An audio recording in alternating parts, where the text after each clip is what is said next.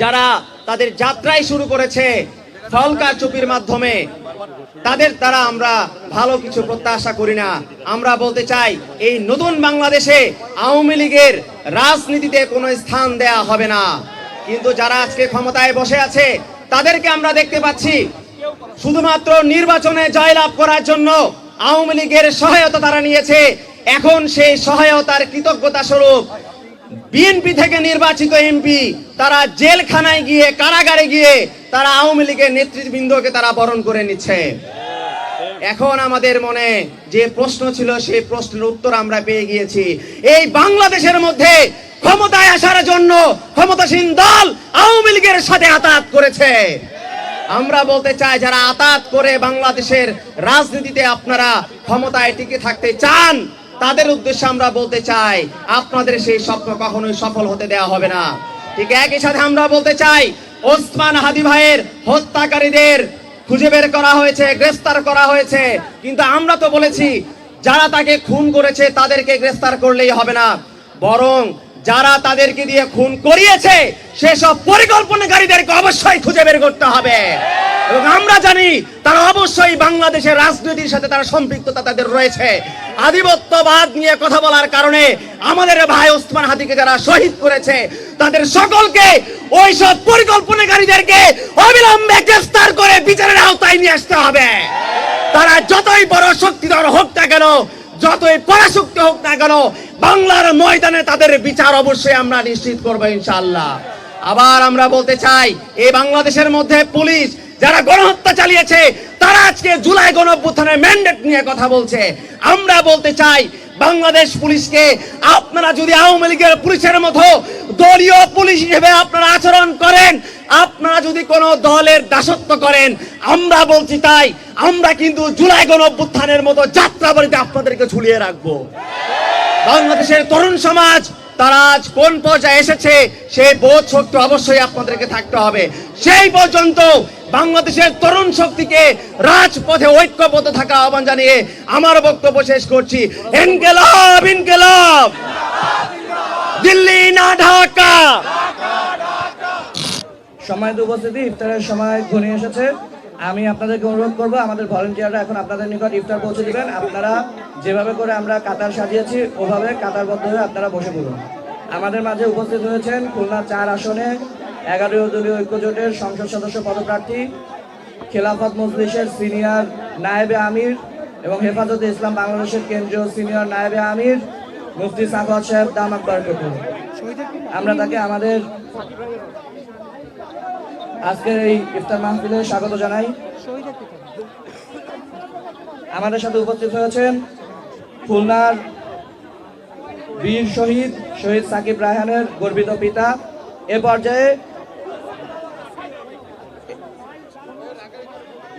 এ পর্যায়ে আমাদের সামনে বক্তব্য রাখবেন বাংলাদেশের বড় বড় মাফিয়া, গডফাদার, চান্দাবাজদের ত্রাস, তাদের রাতের ঘুমের কেড়ে নেওয়া, ঢাকা ৮ আসন থেকে বড় বড় রাঘব বোয়ালদের রাজনৈতিক ক্যারিয়ার গিলে ফেলা জাতীয় নাগরিক পার্টি এনসিপির সংগ্রামী মুখ্য সমন্বয়ক জনাব নাসির আব্দুল্লাহ, জনাব নাসির উদ্দিন পাটোয়ারি।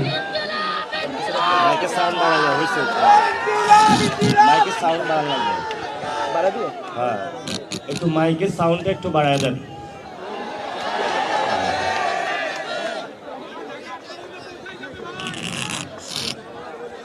জি, আসসালামু আলাইকুম। প্রিয় খুলনাবাসী, কেমন আছেন সবাই? ভালো আছেন? আপনারা অধীর আগ্রহে ছিলেন শাপলাকলিতে ভোট দেওয়ার জন্য। আমরা হতভাগা যে আমরা আপনাদের হাতে শাপলাকলি এই খুলনায় তুলে দিতে পারি নাই। তবে ইনশাল্লাহ লোকাল গভর্নমেন্টে আসবে। আপনার যে অধীর আগ্রহে বসেছিলেন শাপলাকলিতে ভোট দেওয়ার জন্য, ভবিষ্যতে খুলনায় প্রত্যেকটি জায়গায় আমরা প্রার্থী দেওয়ার চেষ্টা করব ইনশাআল্লাহ। প্রিয় খুলনাবাসী, বিসমিল্লাহির রহমানির রহিম, ইয়াকা নাবুদু ওয়া ইয়াকা নাস্তাইন। এখানে উপস্থিত আছেন 11 দলীয় জোটের নেতৃবৃন্দ উপস্থিত হবেন। বিএনপির নেতৃবৃন্দ এখানে উপস্থিত ছিলেন। বাংলাদেশ জামায়াত ইসলামী সেক্রেটারি জেনারেল উপস্থিত আছেন। সম্মানিত শহীদগণের ফ্যামিলি উপস্থিত আছেন। গণ অভ্যুত্থানের যারা অন্যতম কাণ্ডারি ছিলেন আমাদের মা এবং বোনেরা উপস্থিত আছেন। আমার তরুণ যুবা ভাইয়েরা যারা বাংলাদেশকে নতুন পথ এবং দিশা দেখাচ্ছেন। প্রিয় সাংবাদিক ভাইয়েরা এবং খুলনাবাসী, আমাকে সবাই উপদেশ দিয়েছে নতুন করে, তুমি ডেস্ট্রাকটিভ বক্তব্য দিবা না, কনস্ট্রাকটিভ বক্তব্য দিবা। আমি বললাম এটা আবার কি? তো স্পেসিফিক আকারে আজকে কিছু কথা বলবো। আমরা যখন ছোটবেলায় ক্যাম্পাসে ছিলাম, এই আপনাদের খুলনাতে একটি বিদ্যুৎ কেন্দ্র স্থাপন করা হয়েছিল, রামপাল বিদ্যুৎ কেন্দ্র। যেই বিদ্যুৎ কেন্দ্রের কারণে খুলনার প্রাণ বৈচিত্র্য থেকে শুরু করে সব কিছু নষ্ট হচ্ছে। গতকালকে আমি খুলনার বিভিন্ন জায়গায় মানুষের সাথে কথা বলেছি। তারা আমাকে একটা বিষয় জানিয়েছে যে আমাদের কোস্টাল এরিয়াতে লবণাক্ত যে পানির পরিমাণ সেটা বাড়ছে এবং এই কয়লা বিদ্যুৎ কেন্দ্রের কারণে খুলনাবাসী ক্ষতিগ্রস্ত হচ্ছে। আমাদের শ্রীলঙ্কাতে উদাহরণ আছে। শ্রীলঙ্কাতে ইন্ডিয়ান একটি কোল পাওয়ার প্ল্যান্ট ছিল। যখন জনগণ নতুন অভ্যুত্থানের মধ্য দিয়ে গিয়েছিল, বলেছিল, ইন্ডিয়াকে লাল কার্ড দেখিয়েছিল, তারা সে পাওয়ার প্ল্যান্ট বন্ধ করে দিয়েছিল।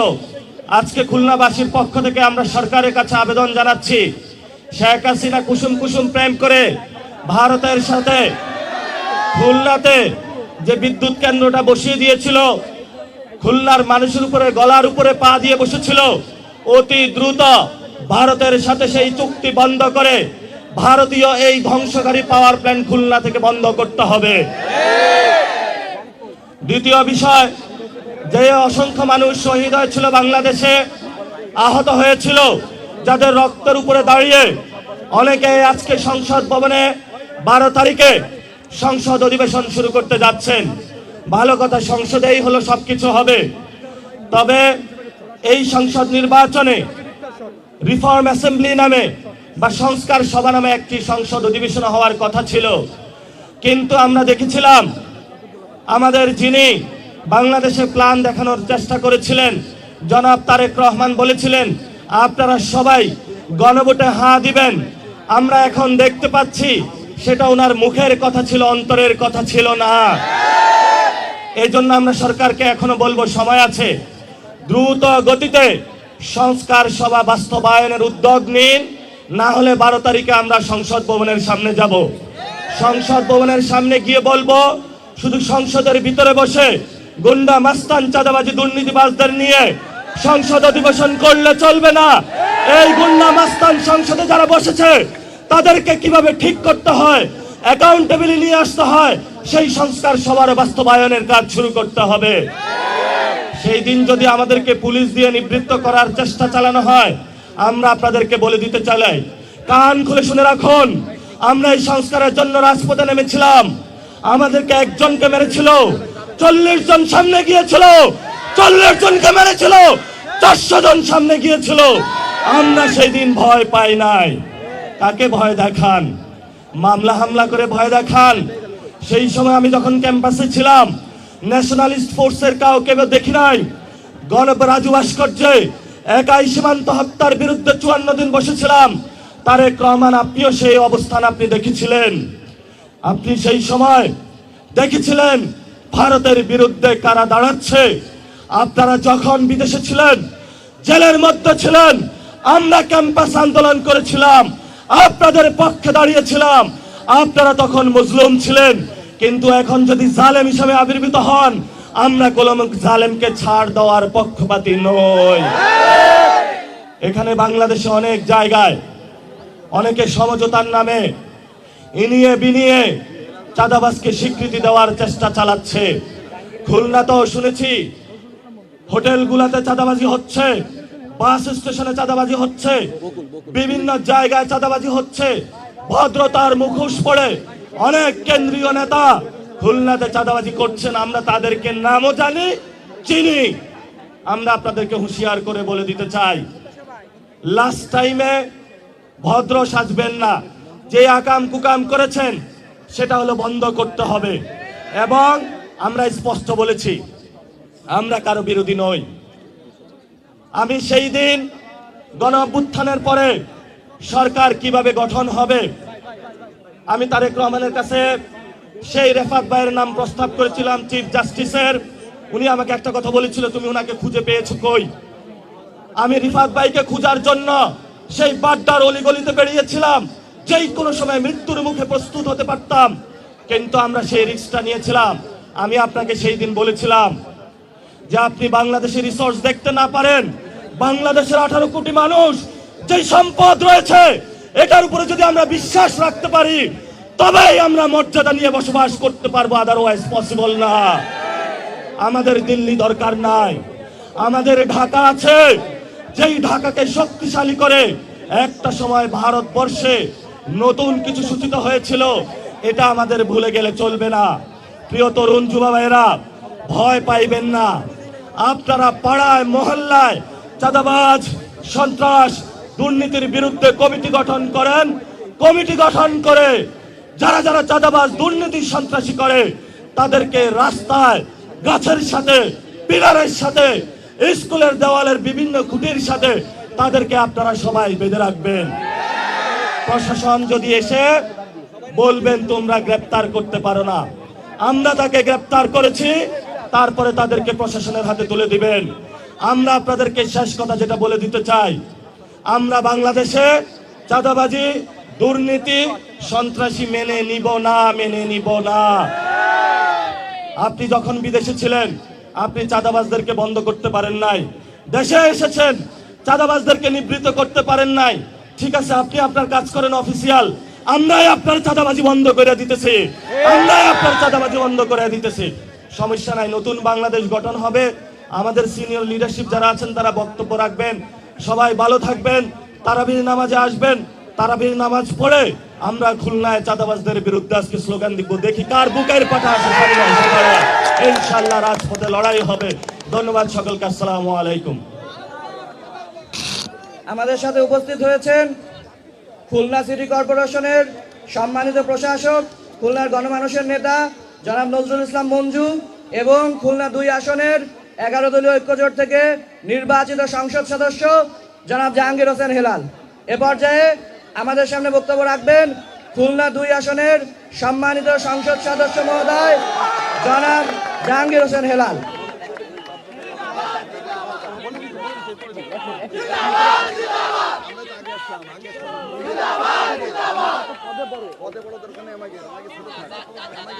আলহামদুলিল্লাহ ওয়াসসালাতু ওয়াসসালামু আলা সাইয়্যিদিল মুরসালিন ওয়া আলা আলিহি ওয়া সাহবিহি আজমাইন। এনসিপি খুলনা বিভাগীয় আজকের এই ইফতার মাহফিলের সম্মানিত সভাপতি, উপস্থিত আছেন এনসিপির প্রধান নাহিদ ইসলাম এমপি, উপস্থিত আছেন নাসিরউদ্দিন পাটোয়ারি, উপস্থিত আছেন খুলনার সিটির প্রশাসক নজরুল ইসলাম মঞ্জু, উপস্থিত আছেন হাসনাত আব্দুল্লাহ, উপস্থিত আছেন মাওলানা সাকাওয়াত হোসাইন সহ অন্যান্য নেতৃবৃন্দ। সময় কম, ইফতারের সময় আগত, সকলের নাম নেওয়া মুশকিল। আমরা ধরে নেব যে সবার নাম আমরা নিয়েছি। মঞ্চে যারা আছে প্রান্ত থেকে প্রান্ত, হৃদয় থেকে সকলের নাম আমরা নিয়ে নিয়েছি। আর যারা সামনে উপস্থিত, আসসালামু আলাইকুম ওয়া রাহমাতুল্লাহি ওয়া বারাকাতুহু। সবাই ভালো আছেন? আমরা আজকে ইফতার মাহফিলে এখানে উপস্থিত হয়েছি আগামীতে নতুন বাংলাদেশ বিনির্মাণের জন্য।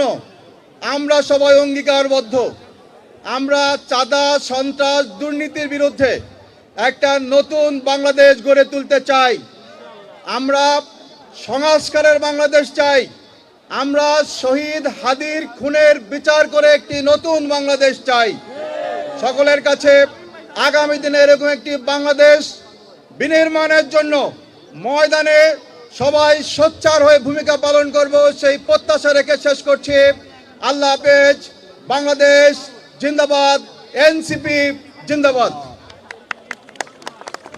সম্মানিত উপস্থিতি, এ পর্যায়ে আমাদের সামনে শুভেচ্ছা বক্তব্য রাখবেন খুলনা সিটি কর্পোরেশনের মাননীয় প্রশাসক জনাব নজরুল ইসলাম মঞ্জু।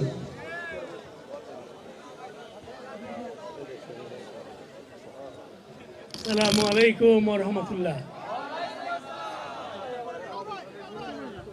জুলাই অভ্যুত্থানের মধ্য দিয়েই বাংলাদেশে নতুন যাত্রা, এবং এই যাত্রায় তরুণদের সংগঠন এনসিপির আজকের বিশাল সমাবেশ ইফতার মাহফিলের সম্মানিত সভাপতি, দলের প্রধান নাহিদ ইসলাম এমপি, অন্যান্য এমপি বৃন্দ, আমার ছোট্ট একটি কথা, সেটি হচ্ছে আমরা সবাই জুলাই অভ্যুত্থানের বিপ্লবের নায়কদের রক্ত ধারণ করেই যাত্রা শুরু করেছি। এ শপথ আমরা কখনোই ভাঙবো না ইনশাআল্লাহ। আমরা যেখানেই থাকি, যেভাবেই থাকি, তরুণদের প্রত্যাশাকে, স্বপ্নকে সামনে নিয়েই আমরা নতুন যাত্রা শুরু করেছি। আমরা এই যাত্রায় তরুণদের রক্তের সাথে আমরা বেইমানি করব না। আমরা আপনাদের বলতে চাই, যে স্বপ্ন আপনারা দেখেছেন, এই স্বপ্ন বাস্তবায়িত হবেই ইনশাআল্লাহ। আমরা যদি এটি থেকে সরে যাই, তাহলে ফ্যাসিবাদের মতো আমাদেরকেও বিদায় নিতে হবে, শিক্ষা নিতে হবে। এটি আমরা জানি। আমি মনে করি এটি হচ্ছে আমাদের শিক্ষা। আমরা সেই শিক্ষাকে ধারণ করেই আমরা আগামীর বাংলাদেশ গড়ব ইনশাআল্লাহ। সবাইকে ধন্যবাদ। আল্লাহ হাফেজ। বাংলাদেশ জিন্দাবাদ। আমাদের সাথে উপস্থিত হয়েছেন খুলনা মহানগর বিএনপির সাধারণ সম্পাদক জনাব শফিকুল আলম তুহিন। আমরা তাকে স্বাগত জানাই। এ পর্যায়ে আমাদের সামনে শুভেচ্ছা বক্তব্য নিয়ে আসবেন খুলনা মহানগর বিএনপির সাধারণ সম্পাদক জনাব শফিকুল আলম তুহিন।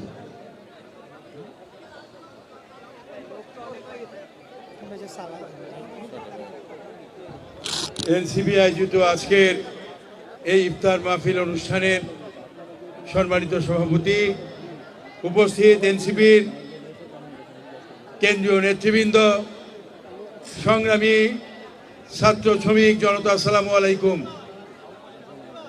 এক যুগ সন্ধিক্ষণে বাংলাদেশে এনসিপির মতো একটি রাজনৈতিক দল জন্ম নিয়েছিল, যারা হাসিনার মতো একটি ফ্যাসিস্টকে উৎখাত করে একটি গণতান্ত্রিক বাংলাদেশ বিনির্মাণে হাজারো শহীদের রক্তের বিনিময়ে অর্জিত একটি নতুন বাংলাদেশ পাওয়ার জন্যে আমরা সকলেই স্বপ্ন দেখেছিলাম এবং আমরা সকলেই স্বপ্ন দেখছি। আমরা সেই স্বপ্নে এখনো আছি। আমরা বিশ্বাস করি আজকের একটি গণতান্ত্রিক সরকার ব্যবস্থা, একটি জাতীয় সংসদ সৃষ্টি হয়েছে, এর মাধ্যমেই আমরা বাংলাদেশে নতুন বাংলাদেশ বিনির্মাণে সক্ষম হব। শহীদ ওসমান হাদি, শহীদ ওয়াসিম আকরাম, শহীদ আবু সাইদ সকলের রক্তের বিনিময়ে যে বাংলাদেশ রেখে গিয়েছে, সেই বাংলাদেশ আমরা নতুন করে গড়ে তুলতে চাই। তার জন্যে সৎ, দক্ষ, দুর্নীতিমুক্ত একটি বাংলাদেশ আমরা প্রতিষ্ঠা করব। এটি হবে আমার শপথ। এখানে আমাদের ভাইরা যারা উপস্থিত হয়েছেন, খুলনায় যাদেরকে উপস্থিত পেয়েছি, খুলনা মহানগর বিএনপির পক্ষ থেকে, খুলনাবাসীর পক্ষ থেকে আপনাদেরকে খুলনায় স্বাগতম জানিয়ে আমি আমার কথা শেষ করছি। খোদা হাফেজ। বাংলাদেশ জিন্দাবাদ।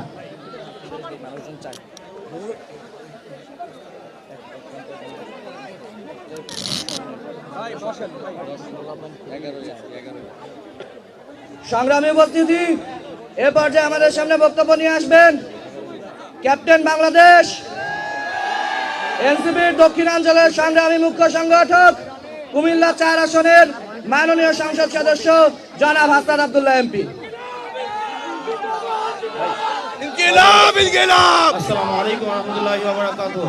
ইফতারকে সামনে রেখে কোনো বক্তব্য দিচ্ছি না।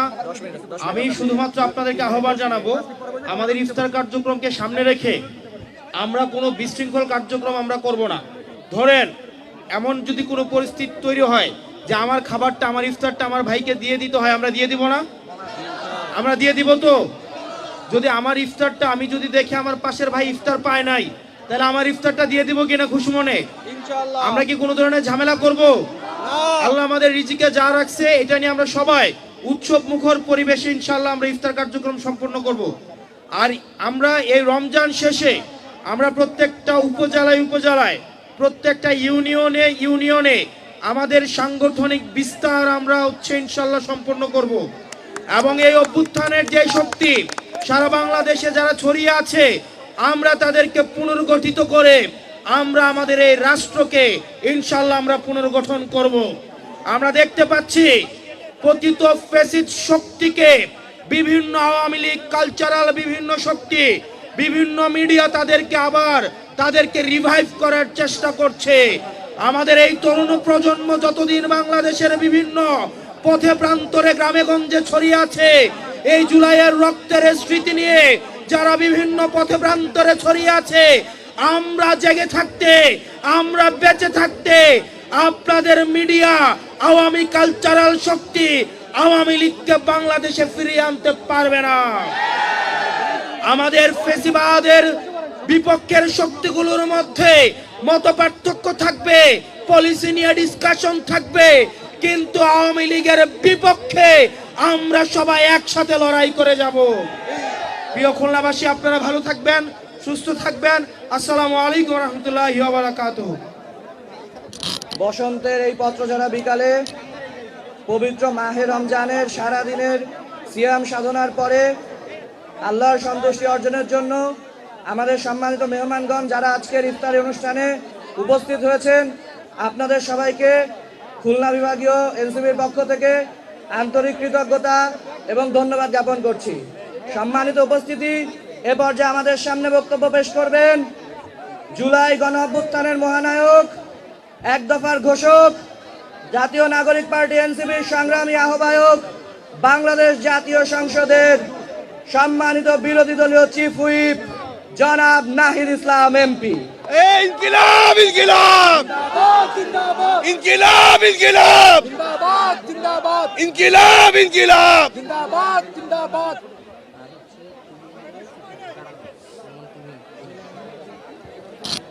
বিসমিল্লাহির রহমানির রহিম। প্রিয় খুলনাবাসী, ইফতারের আগ মুহূর্তে আপনাদের প্রতি কৃতজ্ঞতা জানাচ্ছি, সালাম জানাচ্ছি যারা শহীদ পরিবার উপস্থিত হয়েছেন। আপনারা দীর্ঘ সময় ধরে বক্তব্য শুনেছেন। আমরা কিছুক্ষণ পরেই ইফতারে যোগ দিব। আপনাদেরকে আহ্বান জানাবো, অনুরোধ করব আর একটু ধৈর্য ধরার জন্য। আজকে খুলনাবাসীর প্রতি কৃতজ্ঞতা জানাচ্ছি। আজকে বিশেষত আজকের এই ইফতার মাহফিলে বিএনপি, জামাত, খেলাফত মজলিস সহ 11 দলীয় জোটের বিভিন্ন পর্যায়ের নেতৃবৃন্দ এখানে উপস্থিত হয়েছেন। জাতীয় ঐক্যের এক সুন্দর মুহূর্ত আমরা এখানে পেয়েছি। আমাদের এখানে জামাতের সেক্রেটারি জেনারেল গোলাম পরহার সাহেব উপস্থিত হয়েছিলেন, হেলাল ভাই উপস্থিত হয়েছিলেন, তুহিন ভাই উপস্থিত আছেন এবং প্রশাসক, খুলনা সিটি কর্পোরেশনের প্রশাসক মঞ্জু ভাই উপস্থিত হয়েছিলেন। মুফতি সাখাওয়াত হোসেন খেলাফত মজলিসের, উনি উপস্থিত হয়েছেন। সবাইকে কৃতজ্ঞতা জানাচ্ছি। যারা আয়োজক, যারা খুলনার এনসিপি এবং ছাত্রশক্তি, যুবশক্তি বিভাগের বিভিন্ন জেলা থেকে এসেছেন, তাদের প্রতি কৃতজ্ঞতা জানাচ্ছি। শুধু ছোট্ট করে একটি কথা বলতে চাই, আজকে যে আমরা এখানে উপস্থিত হয়েছি, বিএনপি, জামাত, এনসিপি সহ বিভিন্ন দল, এই যে একটি সুন্দর মুহূর্ত তৈরি হয়েছে, এটা সম্ভব হয়েছে আমাদের হাজারো ভাই বোনের শাহাদাতের মধ্য দিয়ে। তারা রক্ত দিয়েছিল বলেই, আপনারা রাজপথে ছিলেন বলেই, জুলাই গণ অভ্যুত্থান হয়েছিল বলেই এই ইফতার মাহফিল, এই রাজনৈতিক কর্মসূচি সম্ভব হয়েছিল। আজকে যেই নির্বাচিত সরকার এসেছে, সেই সরকারও হাওয়া থেকে আসে নাই, সেই সরকার কোনো নিয়মতান্ত্রিক প্রক্রিয়ার মধ্য দিয়েও আসে নাই। সেই সরকার একটি অন্তর্বর্তীকালীন সরকারের কর্তৃক আয়োজিত নির্বাচনের মাধ্যমে এসেছে। এই সরকারের বৈধতা হচ্ছে সেই জুলাই গণ অভ্যুত্থান, অন্তর্বর্তী সরকারের বৈধতা হচ্ছে জুলাই গণ অভ্যুত্থান এবং যে জুলাই সনদ আদেশ রয়েছে সেই আদেশ, এটা যাতে নির্বাচিত সরকার ভুলে না যায়, এটা যাতে আমরা কেউই ভুলে না যাই। ফলে জাতীয় সংসদকে আবারও যদি পুরনো সংবিধানের দোহাই দিয়ে সংস্কার সভা থেকে বিরত থাকা হয়, শপথ গ্রহণ থেকে বিরত থাকা হয়, সেটা জুলাই গণ অভ্যুত্থানের সাথে এই নির্বাচনের সাথে অন্তর্বর্তী সরকার এই সব কিছুর বৈধতা নিয়ে এই প্রশ্ন উঠবে। জুলাই গণ অভ্যুত্থানের শাহাদাতের সাথে হাজারো মানুষের রক্তের সাথে বেইমানি করা হবে। ফলে আমরা আজকের ইফতার মাহফিলে যেভাবে ঐক্যবদ্ধ হয়েছি, একইভাবে সংসদেও ঐক্যবদ্ধভাবে আমরা অন্তর্বর্তী সরকারের সকল অধ্যাদেশ বাস্তবায়ন করব। আমরা জুলাই সনদ আদেশ বাস্তবায়ন করে নতুন বাংলাদেশ বিনির্মাণের পথে এগিয়ে যাব। আজকে যারা উপস্থিত হয়েছেন সবাইকে আবারও ধন্যবাদ জানাচ্ছি, কৃতজ্ঞতা জানাচ্ছি। আসসালামু আলাইকুম। এ পর্যায়ে দোয়া অনুষ্ঠান পরিচালনার জন্য অনুরোধ জানাচ্ছি খেলাফত মজলিসের কেন্দ্রীয় সিনিয়র নায়েবে আমির মুফতি মাওলানা সাখাওয়াত হোসেন সাহেব দামাত বারাকাতুহু।